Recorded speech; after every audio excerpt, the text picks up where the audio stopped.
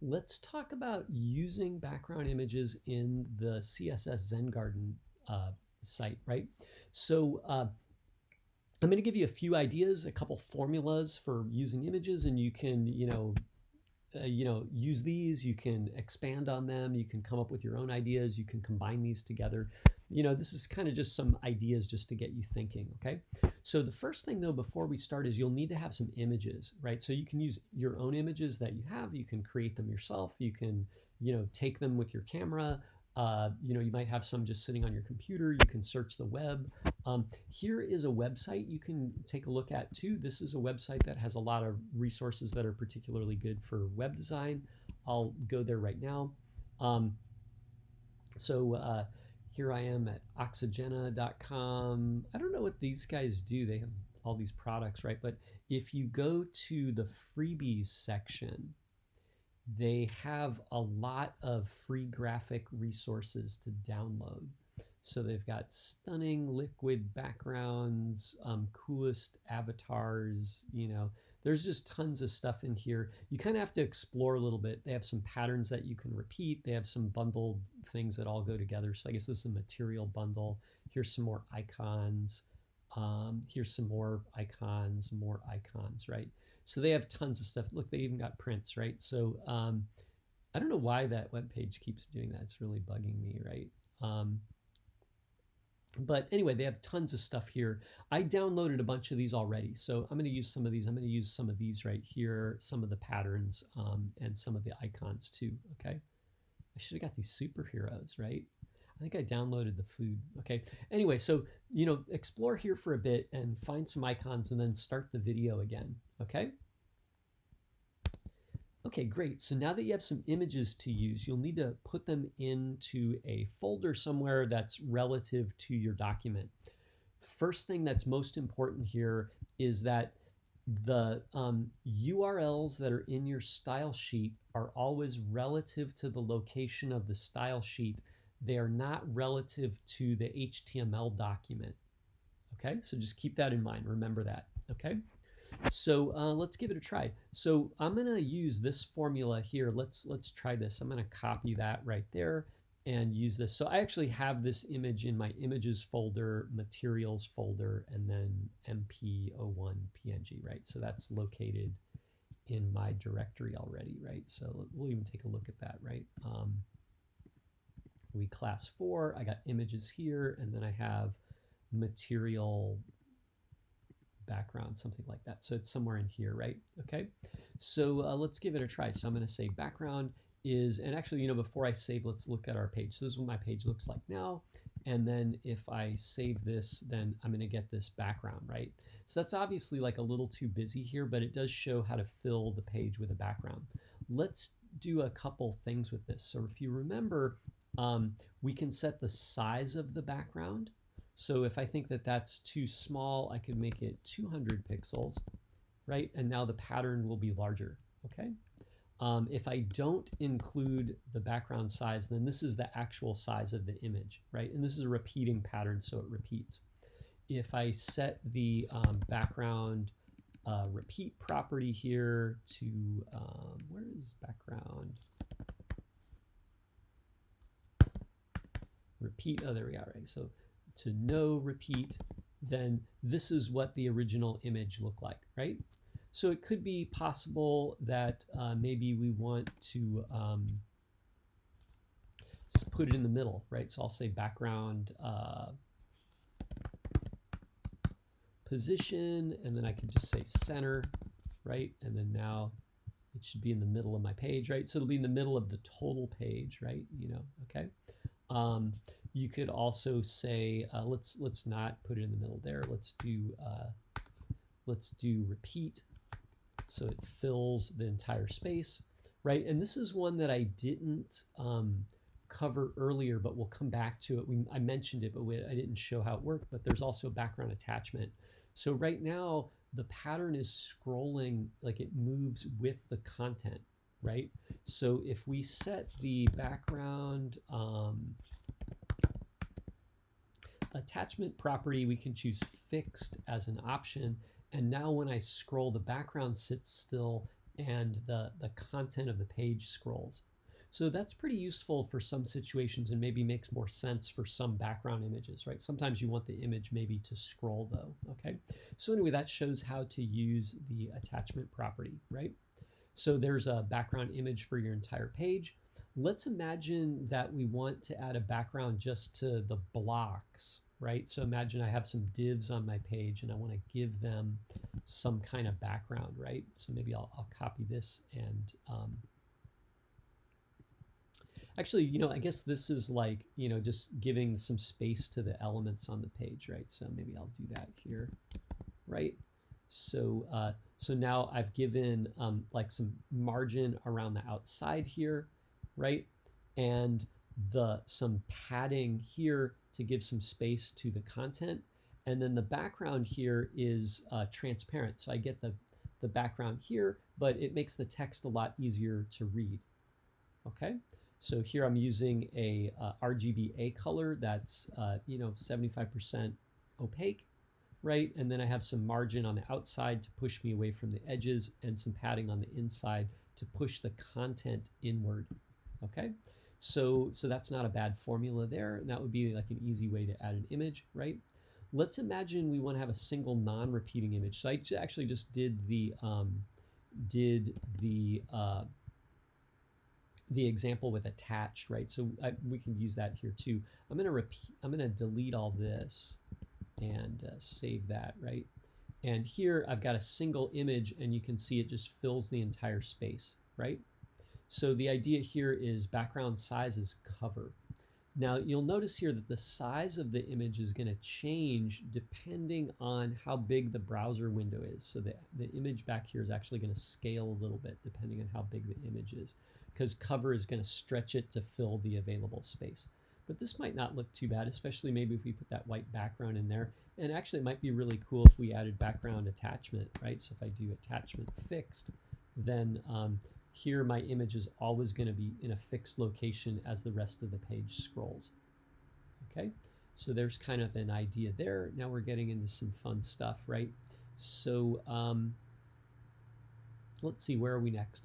So we can also add a background image to a section, right? So let's imagine, our Zen Garden page is created in sections, and we just want to put some kind of image behind each of those sections, right? So let's give that a try, right? So here I'm calling out body section div main, and then just the divs inside main. Okay, so we went to the body, I found a section or all the sections, and then I got the child div. So this is like any div that's in a section of the body.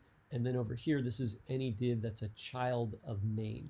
And I think I did that because of the way the Zen Garden page was laid out. Like I wanted to get this one up here and these guys, but they weren't all inside a section, right? So here I took the same background image and I just added it behind each thing. You could put another background image in here, or a color, might be a little too busy with another image. It depends on the image, I guess, right? Okay. Yeah, I guess I didn't do this down here, but anyway, so that gives you an idea, right? So you could put a background behind a section, okay? Let's try another one, right? We could try it with a pattern, right? I guess this is the same thing and it just changes the pattern right here. So let's take a look, right? I did these a while ago. I can't remember exactly what all of them were, right? Let's see. Oh yeah, so here we took a pattern. So obviously this pattern is too busy for the stuff here, but it does it's kind of interesting, kind of nice pattern, right? It's a repeating thing, right? Maybe a little too busy for this. I think I did this because I wanted to do the next example where we'll just take this and maybe put it along the top or the bottom or something so it doesn't overlap with the text, right? So let's give that a try. I'm gonna take this idea but just apply it to the H1, right? And the idea here is that we're gonna set a background image, right, on the H1, and remember the H1 is the heading at the very top, right? And then we'll set the size to control the size of the repeating pattern, and then give some margin and padding, right? So so here I just have the background image against the name of the site, right? So maybe my site is my site title maybe is a little too small for that. It might work better if this was a little bit larger, right? Okay, and maybe that a little less transparent. Though maybe the transparency is kind of nice. I don't know, right? Maybe if the text was like a little heavier, right? Okay, so this is a good idea, but what if we just wanted the pattern to maybe run along the top here or run underneath the text, right? So we can do that too. Um, so this is the same situation that we had. I'm just going to copy and paste this because it's faster, right? So this is the same thing we had before, except we're just going to add background size, or actually we had that before, but we're going to add repeat on the X and then position, right? So this sets where the image is on the page, right? So here I've got my text and then I've got my image here, and we can kind of control the position. So I could say, you know, top, right? I could say, you know, bottom, right? Put it on the bottom, or you can say a pixel location. So if I said, you know, 0 on the X, and then I said the top is going to be 100 pixels, right? Wait, I made a mistake there. Let me do 100 px. Yeah, I guess I got to do it that way. Anyway, so this is just another idea we can play with. Maybe I only want this to be like halfway across the text, so the text kind of is straddling the edge here of the pattern, right? And that could be like an interesting design choice. Maybe I gotta do 110. Yeah, something like that, right? So I'm just trying to give you some ideas to play with, right? Let's talk about adding an icon next to a heading, right? So let's imagine, you know, I like what I have here, but what I want to do is put a picture on the left side, okay? So first we'll need an image, right? So it'll be a background image. The formula is we'll add some padding maybe that'll leave some room to show the image, and then we'll make sure the image falls in the padded area. So that means it's no repeat, and then we control the size of the image with the image size property, right? So I'm gonna paste that in there, and you can see here I've got the background image set to, it looks like I got this ant icon, and then size is gonna be 100 pixels, left center, so it'll be on the left side, centered vertically, no repeat, there will be one ant, and then it'll be, I'll have 100 pixels padding on the left, and that matches the size here, so it should just leave me just enough room for the picture. Though you could adjust these numbers, right? Let's see. Oh yeah, there's my ant picture there. Maybe 100 pixels is too small. I think, you know, the ant picture actually has a lot of white space around it. So the 100 pixels is actually like, you know, goes out to here, but the ant itself, the actual red of the ant is smaller than the 100 pixels, right? I don't know if it'll show me the image here. So where is it? Let's see, images, image attributes icon. Let's see here. Images, animal attribute icon. Let's see, animal attribute icons, ant. Yeah, I think it's this guy. And you can see he's got like a lot of white space. It's actually transparent, but there's a lot of extra space there, right? So that's why that image is looking the way that it looks, right? So sometimes you got to look at the image itself if it's not coming out the way that you thought, right? And we could control the size here. Maybe I'll make this like 150. Now it's running into this guy because I don't have enough padding, right? So I need 150 padding there. And then the height of this thing is cropping the image, right? So the image doesn't, it doesn't extend outside the container, right? So when I look at the H1 here, the green and the blue, the green is the padding and the blue is showing the content, and we can see the content is not 150 pixels tall, right? So if I were to change this and make it, if I wanted to make sure that it displayed the whole ant, I'd have to make sure it was 150 pixels tall at least, right? So there's my ant, right? Now I need to get the text in the middle too. So maybe line height 150 or something might work here, right? Okay. So anyway, there's another idea. We can put an icon on one side or another. You could do this with a button. So any link over here could have a little icon next to it, right? These links could be an icon, right? You could put an icon on the left or the right. So you know, you can use that in a lot of places, right? You could put one here on one of these headings. You could put it on the other side. Okay. Let's try another one. Let's say you want to put a divider between sections, right? So the formula here, this is actually just a riff on the same idea, right? So this is, let's take a look at the picture first. So this is images, decorative elements, decoration 1. Let me see if I can find that, right? So it's, what is that again? Decorative elements, right? Decorative elements, right?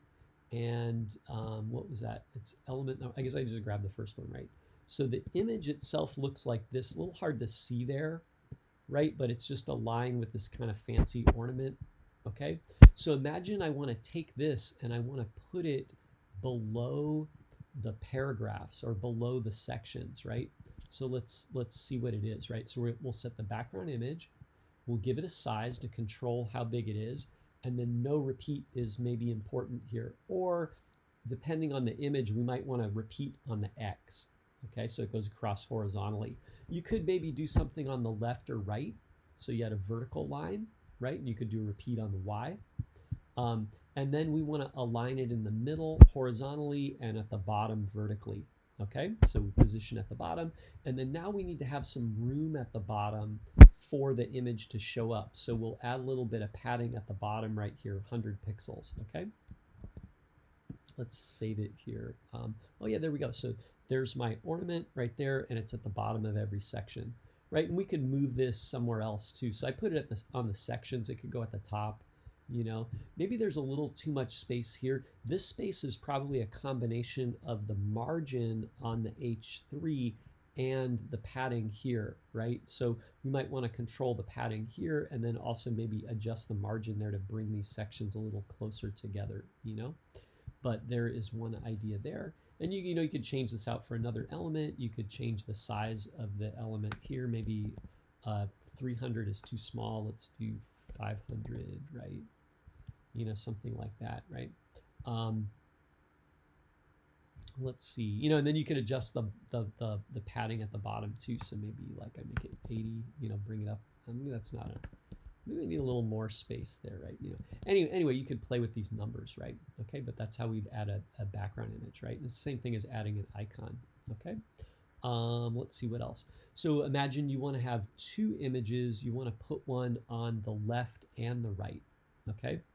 So I'll copy this example here. Now again, these are working for me because I have these images in the correct path, right? So you'll have to change this to a path that works for you, right? So the line here is going to have to be edited for, you know, your situation, right?